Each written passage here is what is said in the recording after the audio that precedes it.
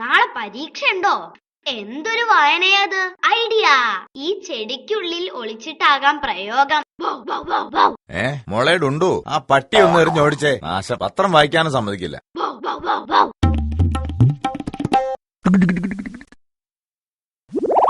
എന്റെ അമ്മ! അയ്യോ, എന്നാലും അവളുടെ ഒരു ഏറ് ഇതിങ്ങനെ വിട്ടാ പറ്റില്ല.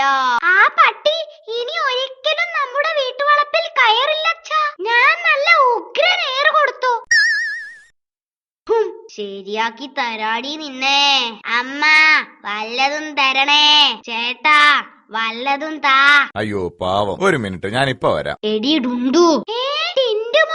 വേഗം പോ. ടിൻഡു, നിന്നോട് പറഞ്ഞിട്ടില്ലടാ ഇവിടെ കണ്ടുപോരുതെന്ന്. പിടിച്ച് പോലീസിൽ ഏൽപ്പിക്കാ വേണ്ടത്. അയ്യോ ചതിക്കല്ലേ, ഞാൻ ഇവളുടെ കഴിഞ്ഞ എക്സാമിന്റെ മാർക്ക് അറിയാൻ വന്നതാ. ഈ വേഷത്തിലോ? അതൊരു ഫാൻസി ഡ്രസ് കോമ്പറ്റീഷൻ ഉണ്ടായിരുന്നു, അതിന് പോകുന്ന വഴിയാ. ഇവൾക്ക് 98% മാർക്കുണ്ട്. 98%? കഷ്ടം. അത്രയും മാർക്കുണ്ടായിരുന്നെങ്കിൽ എന്നെയും ദീപുവിനെയും പോലുള്ള പാവപ്പെട്ട 4 പേർക്കെങ്കിലും ജയിച്ചു പോകാമായിരുന്നു. മക്കളെ ഇങ്ങനെയാണോ പഠിപ്പിക്കുന്നത്?